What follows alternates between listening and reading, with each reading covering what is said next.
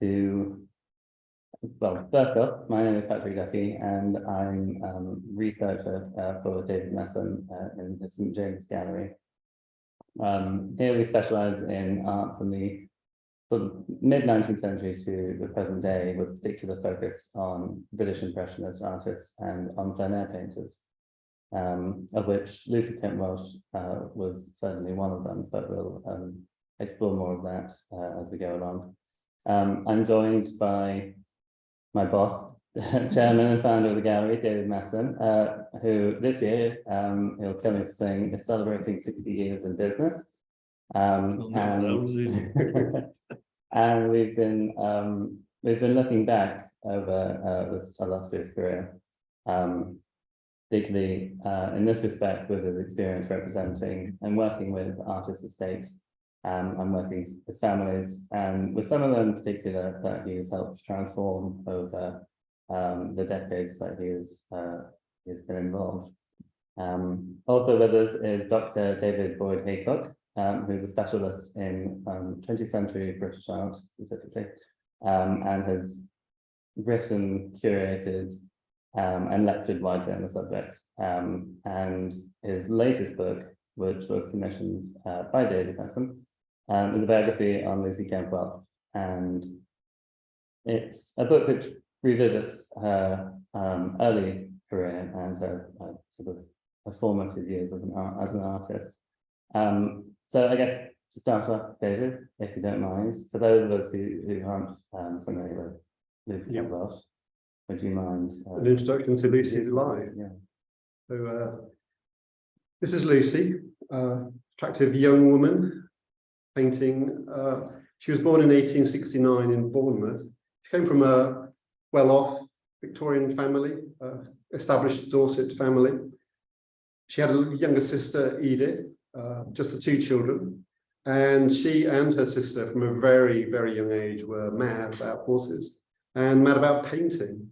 Lucy would say later that she couldn't remember a time when she didn't draw and paint.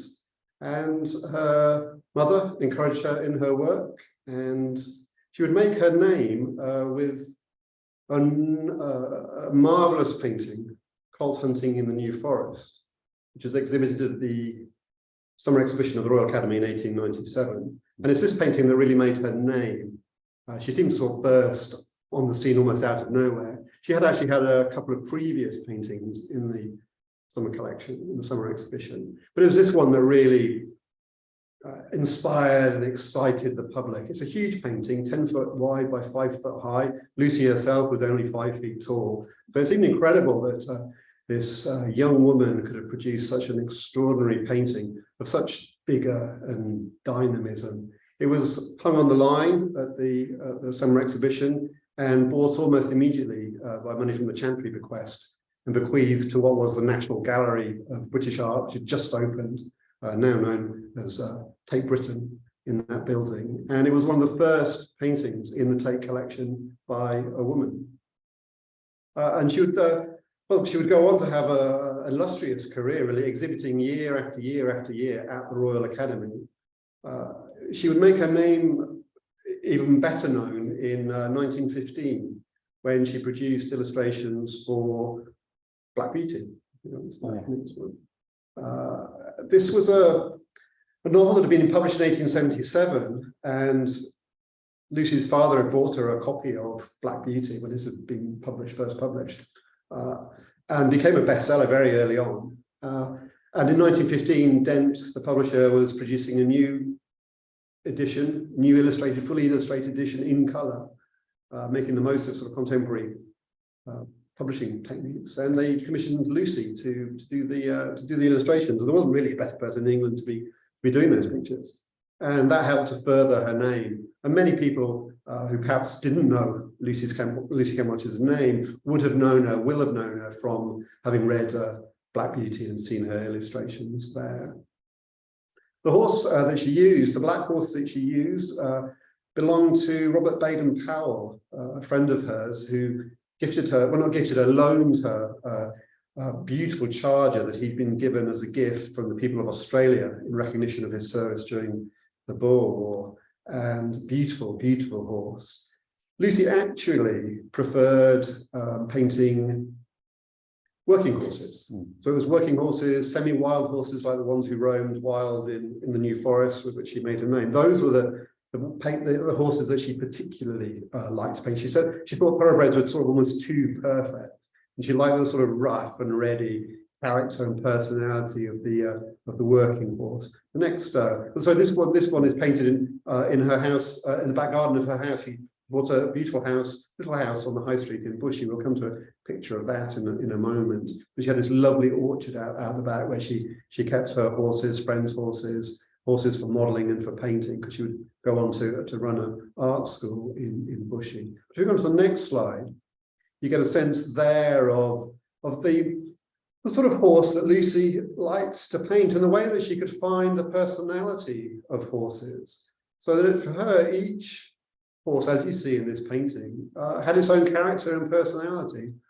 She founded her art on drawing, and she would be endlessly drawing. She would reject the idea of photography.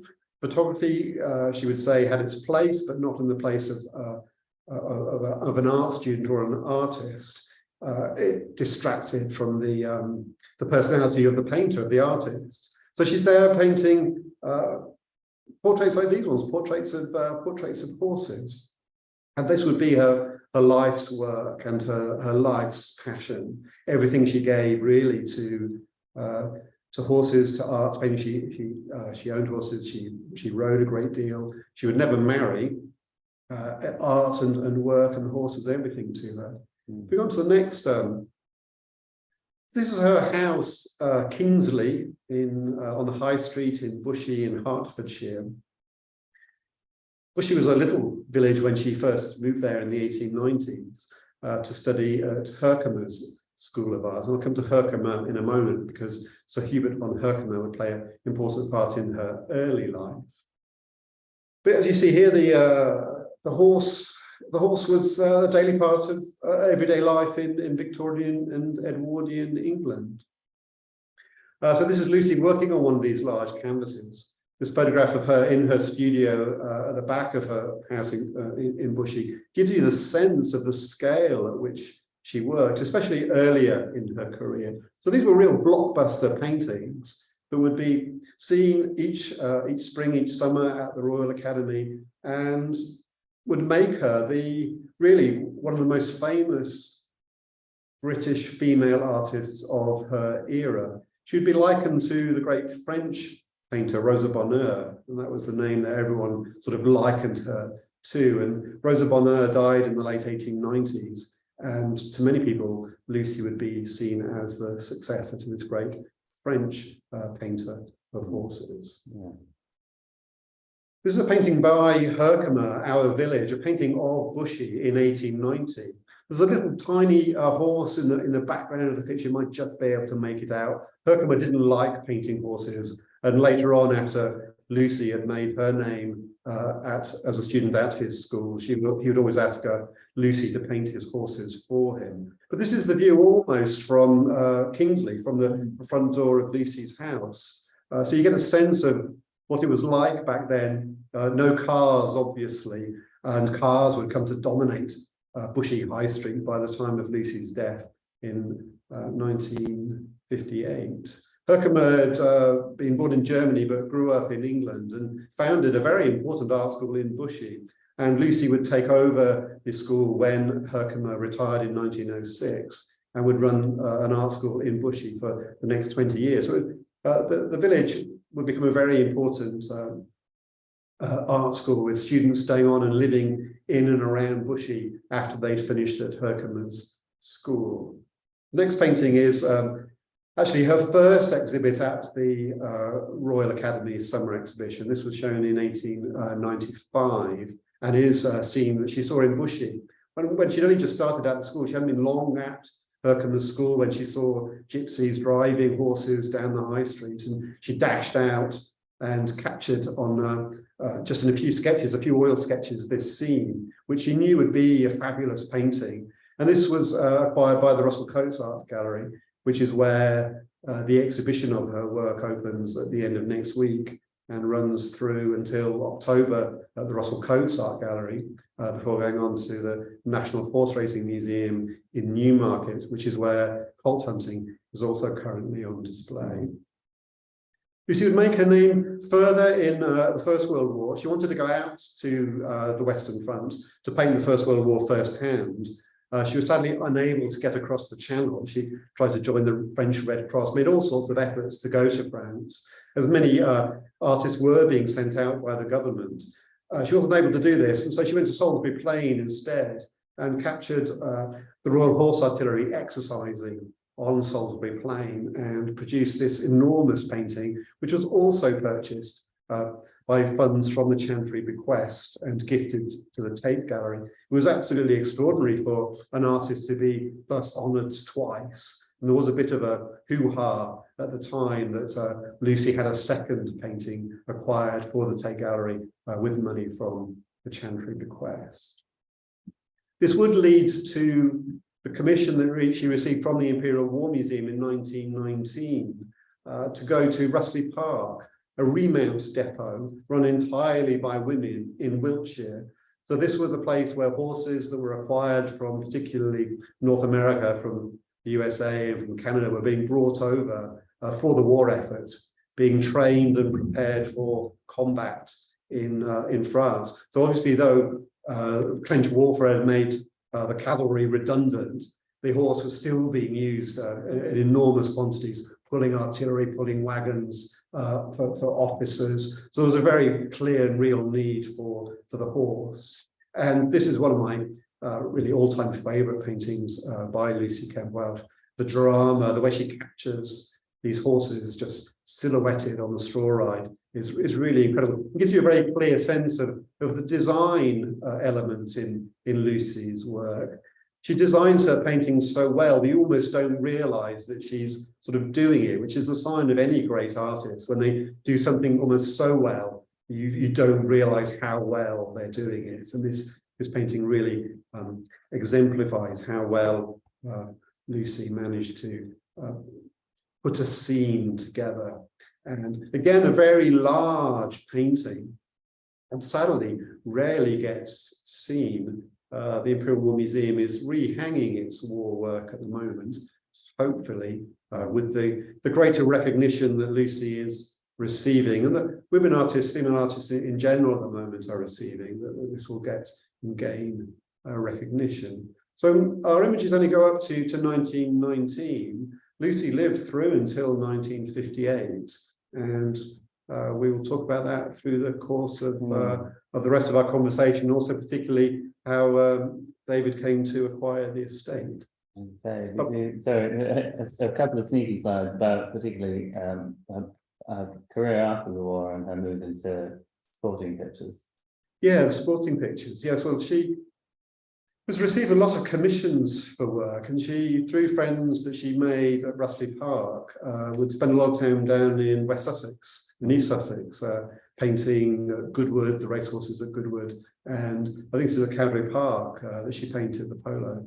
And again, you get this sense. I mean, she almost had a photo. Well, I think she almost certainly had a photographic memory. She would talk about the use of the photograph and the camera, and how artists shouldn't be taking photographs, but should be working entirely from images captured in their own mind. And she would talk about these sort of snaps, photo snaps that she would take, and that she could almost record in her mind the movement of a horse. So it's almost extraordinary that these pictures are done from her watching years and years and years of experience of watching horses galloping, moving. She'd studied the anatomy of a horse as a teenage girl. So she knew all about how the horse anatomy worked and the galloping of a horse, being on a horse. But even in all the pictures that she painted, she would get involved in what she was doing. So when she was doing timber hauling, she'd ride the horses, the working horses. When she was doing colt hunting, she'd be there on the backs of with the agisters chasing the horses. Yeah. Sure, she certainly played polo, would go hunting to paint stack hunting. So everything she was getting very closely involved in. After the First World War, she joins. She almost literally joins Sanger's circus, so that she becomes a part of an institution of the circus. traveling around. She buys a car, she has a caravan, and she travels through the summer with Sanger's Circus, painting everything. This is again another of my favourites usually on display in the Bushy Museum, which has a permanent display of Lucy's work, which is going to be part of the exhibition at the Russell-Cotes. I think this leads on quite neatly into, I guess, following, as you mentioned previously, following the First World War, the enter into the mechanical age, the decline of the horse in the street. Well, that was decline of the working horse. Yeah, definitely. She mentions the decline of the working horse and how it was harder actually to see so many horses, and the circus was one place where she could see horses on a daily basis.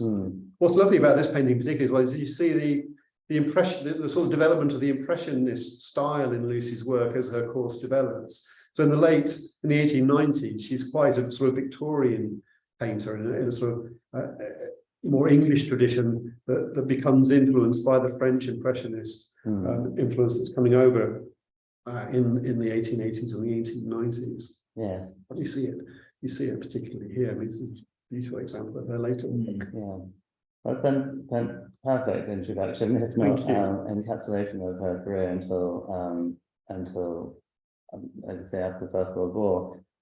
Just to touch on that point, you say obviously she has her most famous works, which almost have this heavy Victorian finish to them, and may explain similarly why she sort of faded into the background following, especially the First World War, and just as she lived until the 60s. Is that right? 60s? Late 50s. Late 50s, yeah.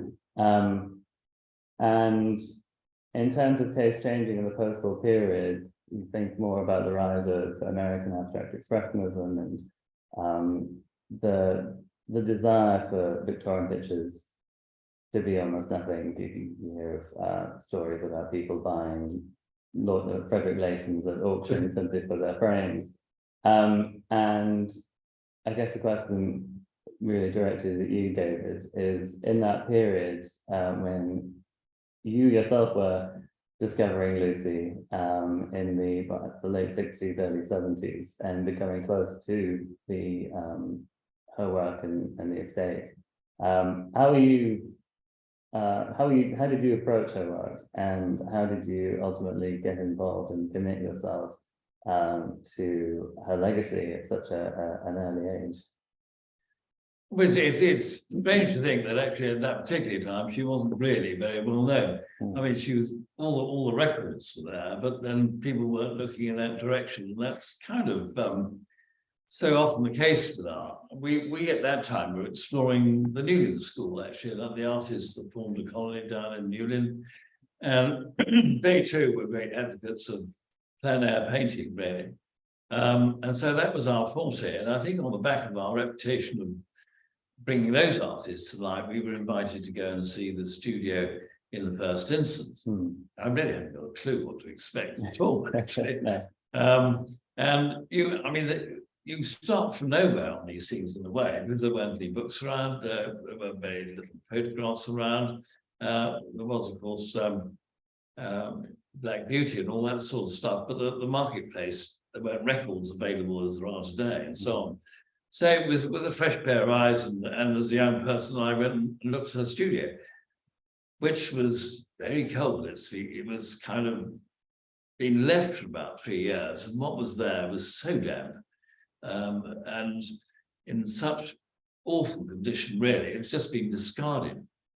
That anyway, my instructions were to have a look, make an appraisal, and offer a price to the trustees, which I did, and eventually they said, yes, we'd like to take you up on your offer. So it was actually on the second time I went there that I discovered even more tucked away in what was her open house, where she used to have the students who bring them in and the horses so they could paint again on plein air.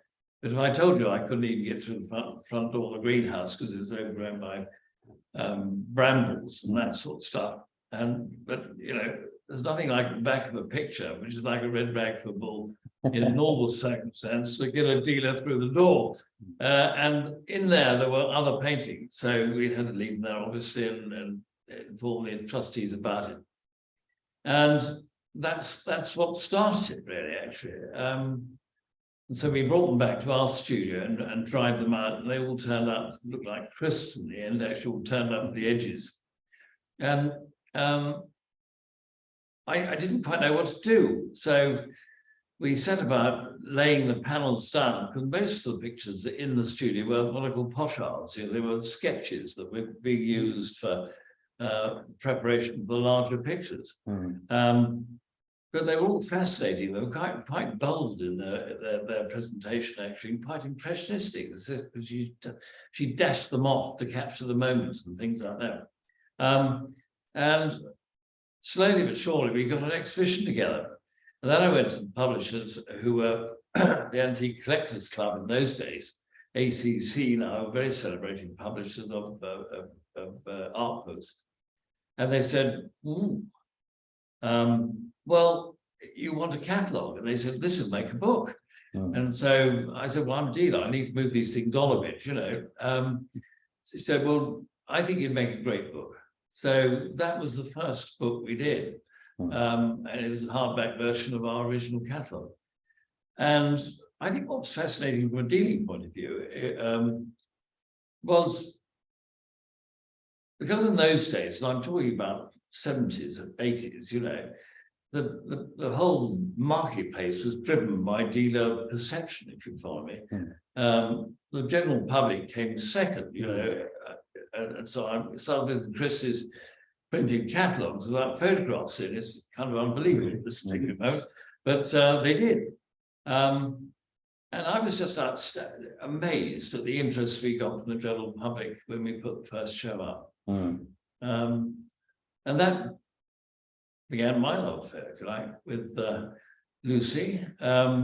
And we've looked after her paintings. We've looked after paintings that were in her memorial exhibition for a period of time, all of which now are at Bushy and have a permanent home there.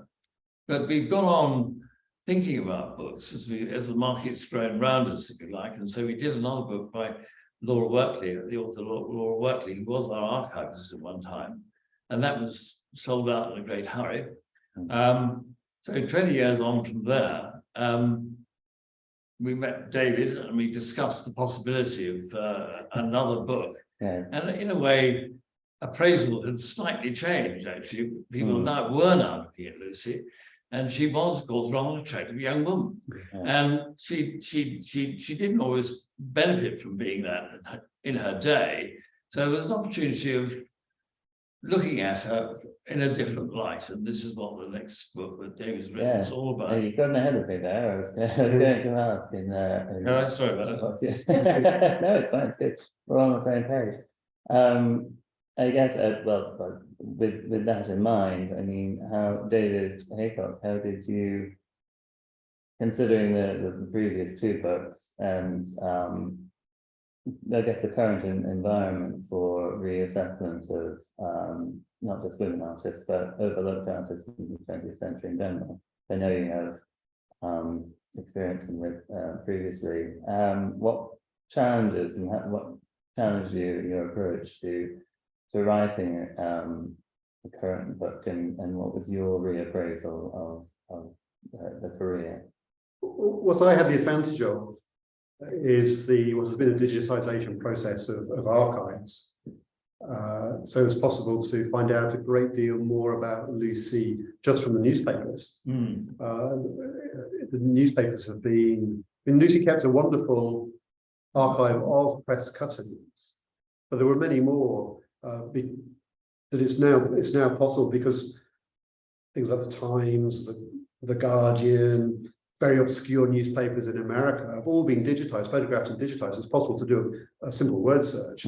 So you were finding all sorts of interviews with Lucy, just remarks about her, things that hadn't been noticed before, because the extent of the newsprint you'd have to go through to find that. So that formed the foundation for being able to reassess her and find things that hadn't been mentioned before, find out aspects of her life that were new to anybody, that hadn't been able to be found so easily. So that was the foundation for my research. This period is a period that I've studied in great depth in respect of other artists, so people like Paul Nash and Augustus John, contemporaries of hers who were very modern.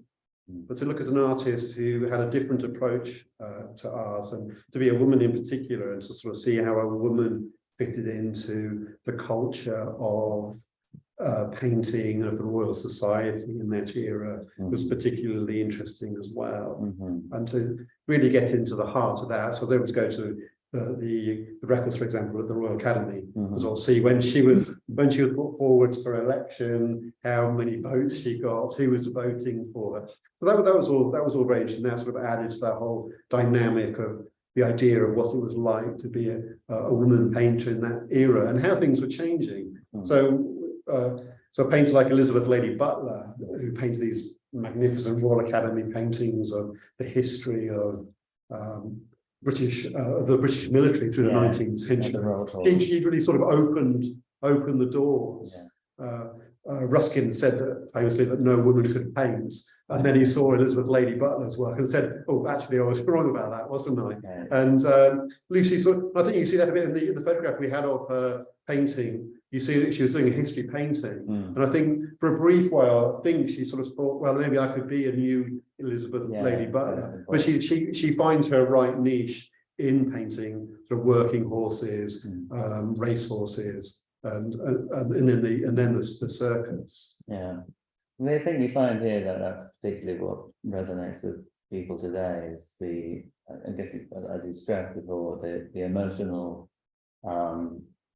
approach that she has to painting and to her subject. And I think David, you mentioned before that she's always never been completely forgotten, but always there's always been an undercurrent within certain circles, people particularly who have equine interest. Without her being I guess labelled as a purely equine painter in the same way that George Stubbs would be, there's something a bit more particularly human about her paintings, which I think so. Yes, I think she does appeal to somebody who's got a horse and does gymkhanas as much as she might do to the Lord of the man who's got a fine house and a lot of horses around it and that sort of thing. So her appeal is universal, I think, actually. I think the first book we call The Spirit of the Horse section, in a way, kind of she is able to sort of capture that spirit.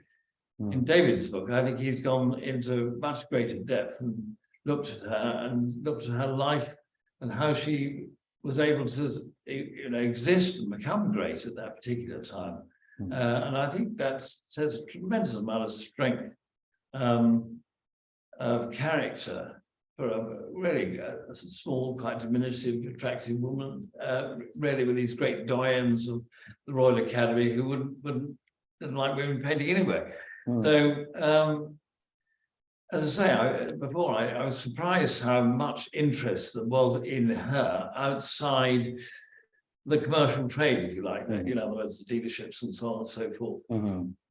How difficult did you find it to connect people with the first shows to I guess expose her life and her work to a broader audience? I think we were very lucky in as much that we had a lot of material from the studio, which was quite intimate, though her personal possessions and things like that. A lot of the first exhibition are sort of pochades or sketches, which for the bigger pictures. I think she didn't really like taking serious commissions, actually. If she was invited to sort of paint the lady's horse, she'd probably find an excuse not to. But she'd be out in the woods all day long watching big heavy horses heaving timber up and that type of stuff. So she very much her own person throughout her life, and quite humble, really. I think she did come, as David was saying, from a reasonable middle class as well as a solicitor, and so she understood about money and that sort of thing, but she was quite content to stay within her own realm. I was going to say that you mentioned clearly that it was sort of 15 years almost after since she died, wasn't it, that you acquired the estate? So there was this sort of period, because she had no children, the house was empty, it had just been sort of forgotten. Yes. I mean, you couldn't look her up anywhere really, because there was nothing you could find other than what I'm saying with Black Beauty. So it's been a very interesting, area of research really, just getting closer to her work. And I think that with exhibitions too, and being able to promote work over time, it's one of the things a dealer can do, which nobody else can. You can sell it all off at the first price if you like, but imagine that, having restored it and cleaned it and had books done, and now finally this book, when she's probably sitting on a much higher platform than she ever was. And these pictures are all still around and recorded and so on and so forth. So it's been a very, very worthwhile situation. Absolutely. Really. Well, I was going to wait until a little bit to ask you about restoring, but on that point, I think the next slide, there we go. This is a slide for the study of the straw ride at Russell Park, which David Haycock was just speaking about previously. This study has actually been with the company, I think, twice now, and both times it's been given some TLC and put in a new frame. Talk about reframing the artist, talk about reframing the paintings. Obviously, it's not the first time. So there's husbandry involved with the pictures and the physical object, not just the story and the concept behind an artist. And one of my favorite stories of yours is how you literally restored pulp hunting. Can you tell us about that? Oh, well, this is one of those sort of situations that happen in life. The picture was bought, as we've just heard from David, by the chance of request. There it remained. And for none of us to see. So I had to make, I don't want to mention any names here, but I had made a lot of inquiries, let's say, to get the picture out. And the final excuse was that it had fallen into a bad condition and couldn't be seen. So at that, I thought, well, I'll make a challenge. So we said, well, look, we'll restore it. And I was keen to have it out because none of us had seen it before, other than in reproduction. Because we were actually launching our second book. David's is the third and the final, I might say. But I'm sure it will sell out very quickly. And it was going to be good to have that picture, which is so seminal, if you find in that whole career, on view whilst we did the second book. Anyway, we won't bang on too much, but we had terrific job getting it out. We had the right van. We had to get a gas-run van. We had to have, I don't know how many employees from the gallery to help hang it on the floor, on the walls and things like that. And so it was quite an interesting palaver to get it up on the walls of our then Duke Street gallery. But we did get approximately 1,000 people to look at the painting during the course of time we had it. This slide here it demonstrates actually how large it is. So it really dominates that space. So it's long loan from the Tate to the Horse Racing Museum. It's amazing. It is a phenomenal painting.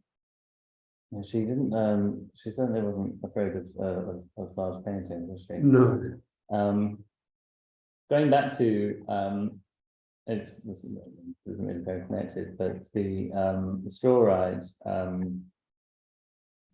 Looking at it with a sort of retrospective view, I think when it came in, I'm guilty of this. When it first came in, I was reading up, doing my crib notes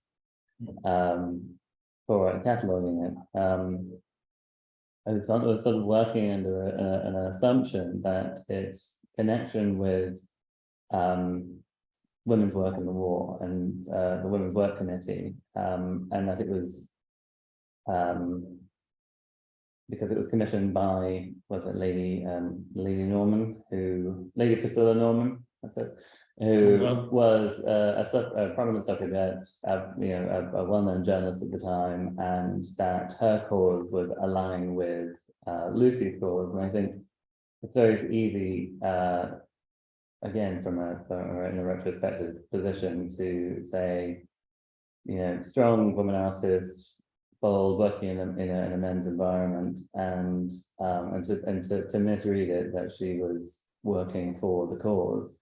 So I was quite intrigued, to find out from you earlier that she wasn't pro the vote. Women's vote. No, she wasn't. Yeah. No, this was quite a surprise. This is one of the things that did turn up from the newspaper stage. There's always been a sort of assumption, because she was so independent, so much a model of a sort of new woman of the period, making her own life, her own world in this men's world, that surely she must be a suffragette. But no, she actually turns up in an anti-suffragette group of middle class and upper class women who didn't really feel that women should have the vote. So that was quite surprising. So she's quite a sort of complex, unexpected sort of woman, because she was definitely confident of herself as a person, as a woman, and she didn't want to be seen as a woman artist. No. So when there was a suggestion later in her career that she might be included in an exhibition of women artists, her attitude to it was, well, I'm an artist, and the basis was I'm going to be judged equally, as there shouldn't be men's art and women's art. It's just art, and I fit into that. So she was very determined in that respect, in how she saw herself. Did you find her, in reflection, is she quite isolated within her own artistic world? Was she happier when she was cross? I mean, she was cross, and she was disappointed about never being elected to the Royal Academy. And I think she definitely saw herself in that place. Yes, and Herkimer was who nominated her at least twice, and she was voted on, and she obviously not elected, and no woman was elected until 1923.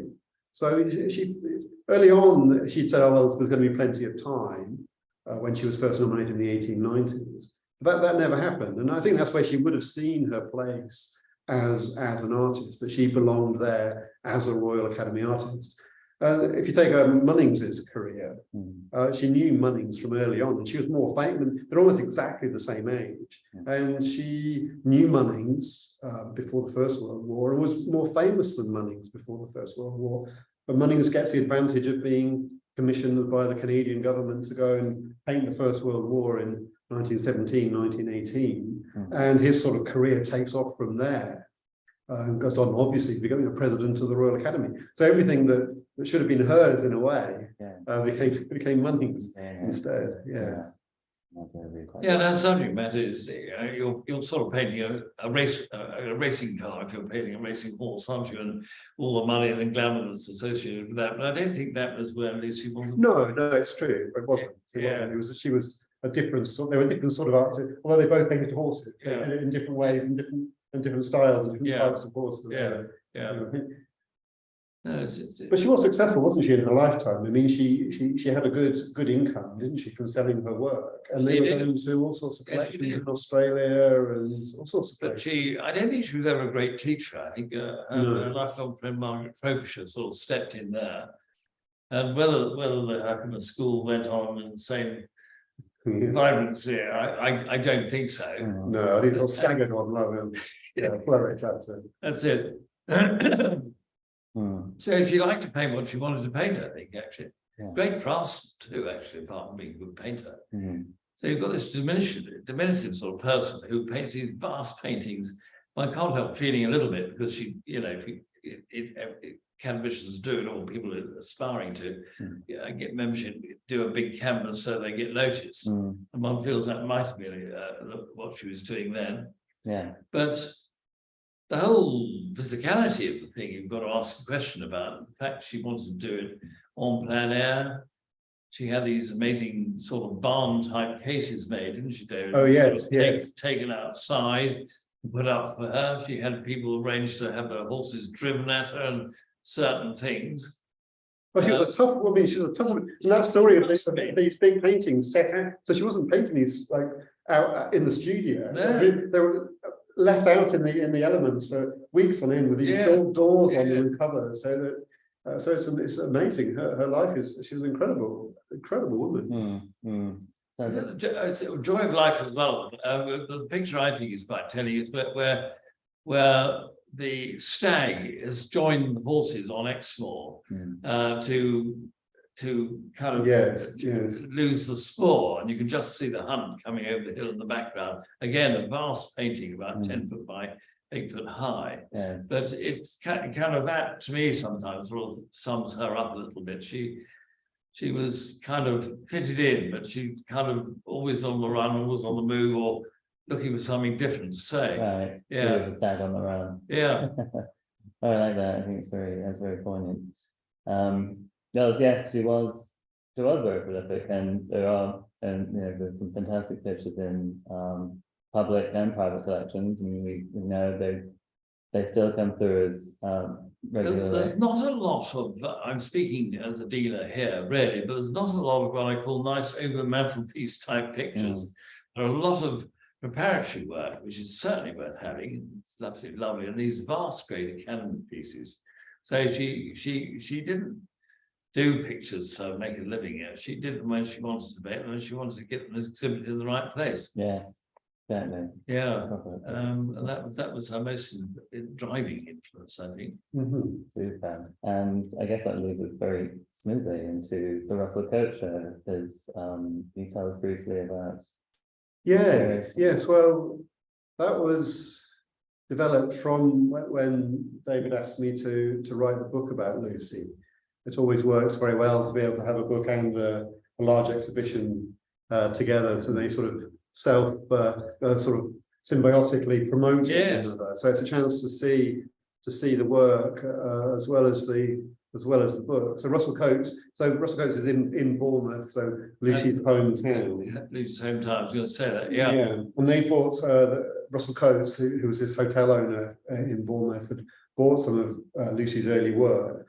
So the gallery or the house already had a sort of a core of her work. Also, they got the big gypsy drovers. Yeah, gypsy horse drovers there. Yeah. And then we went to the Bushey Museum, which has a very extensive collection of her work, and they kindly offered a large number of their works. That sort of increased as the show went on.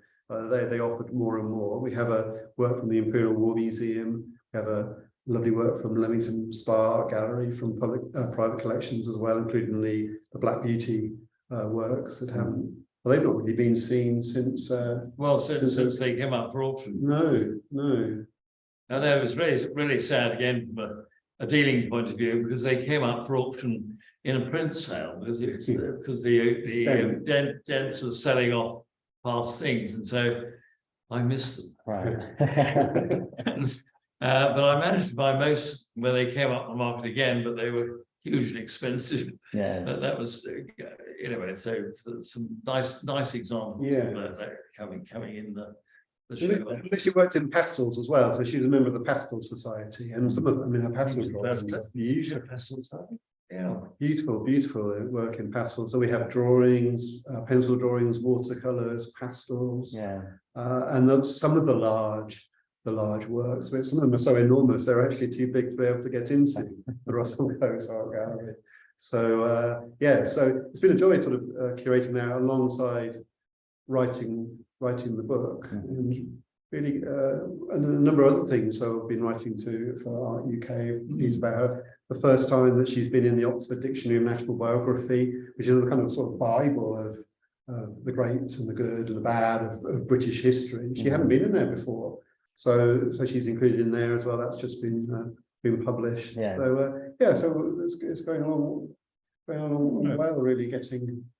Well, everything's gone hand in hand. It's very much, as you say, collaboration. Yeah. Between museum, writer, dealer, or working in symbiosis, which is Yeah, it's been great. great fun. I mean, one of discovery in the first instance, but then sharing it all with people like David and so on, and the books that have come out. And Laura Wortley did a huge amount of work. Well, she on it did, as yeah. well. I must acknowledge what she's done Yeah. or did. Yes. As well. But it's also about, you say that you acquired when you acquired the estate, it wasn't just the pictures, but it's letters, it's the records of the art school, it's her diaries, It it's got the memoirs she started writing. Yeah. And that's all incredible to have that all together with the whole history of her life. Because I mean, some artists, that sort of stuff just gets sort of chucked out, doesn't it? It does. It goes on to a relative who's only too clean to put it on the bin, you know. Yeah. Well, I think it rounds it up quite nicely, really, in that, you know, to have this wonderful repository maintained as long as it has been, and to be used to such advantage, and to educate and to develop sort of our understanding of not just an artist, but an entire period of British history. And it's allowed David to produce this wonderful book, which is Exactly. so fully illustrated and really drawings, photographs, and everything. Because the chance the chance to do a book like that nowadays, I mean, publishing is, as you know, it's quite difficult. Forward. Well, and we have, I think, one of the things that in the book, it sounds like I'm advertising now, but I'm not really, are some wonderful photographs of her at an early stage, which we'd never been published before, and things like that. And the exhibition down at Russell-Cotes will be an education. There's interesting parts from her studio, and that David's book's going to be down there and so on. So Super. it all looks fair. Yes. Well, in which case, I've got some questions come through from our lovely viewers. Interestingly, a few about the show. The entire exhibition will be travelling to the National Horse Racing Museum after Russell-Cotes. That's correct. Yes. In its entirety. Almost in its entirety. Yes, and there'll be colt hunting to see there as well. Colt hunting won't be at Bournemouth. It's up on the staircase as you see there, and impossible to move. Yeah. Which is good, because I hope they'll stay there on view for a long time. But yes, the two. We might have an extra work if we're lucky. We're trying to get forward the guns from the Tate. That's our big ambition for Newmarket, not confirmed yet. But. And maybe this is an interesting one from the States. Do you know any of her major works in the United States collections? David, sold any? Well, I do know, but I couldn't mention the name. They're out there somewhere. Yeah, there are one or two that have gone that way. The Americans were keen buyers of it, actually. Yeah. Public collections, I found. There's not that I know of that ever went in her lifetime to a public collection in the States. No. Unfortunately, sorry about that. The archives are with us. Yes, what we have is still with us, where they remain safe and can be used by people like David for future publications, and I suspect we'll probably bequeath them to the museum in the fullness of time.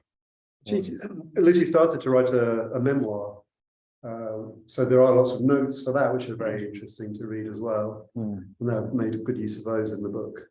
Yeah, excellent. Let's see, a couple more I think we've got time for.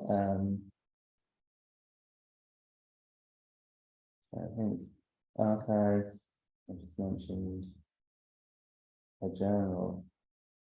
I'm not sure I understand this question, but where can one research her journals? Where can one research her palette?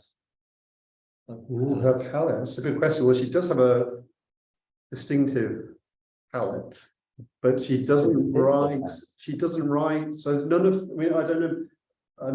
Nothing of her actual palette survives. There's no oils or anything like that. No, certainly not. Because some artists that don't survive. I actually think she was a very good teacher, actually, because her friend Margaret Folkshow, who was a lifelong friend, actually, really organised the school. There's nothing left to any sort of painting materials. I expect they were given to school or something like that. There are, I do call an item in they do have a palette and brushes in Bushy Museum, but I don't honestly know if that's actually Lucy's or not. I don't know. But it was a real artists' colony, Bushy. So and there was a lot of artists who came through Herkimer's school and then studied at Lucy's. He was a revolutionary figure, wasn't he? He was, yeah, amazing man. Yeah, Extraordinary man. yeah. I think. I mean, there are quite a few questions here which I think are quite technical. But I think if we can just say, if you want to get in touch, please do email the gallery directly at info@messums.com, and I'm sure David Haycock and David Messum will be very happy to answer any very specific questions that you have. But I think for the moment we'll conclude it there. Just like to thank everybody for watching, and remember that all the webinars are recorded and will be shared on London Art Week's website and social media platforms, as well as our YouTube channels going forwards. Thank you very much for joining us, and goodbye. Good night. Thank you.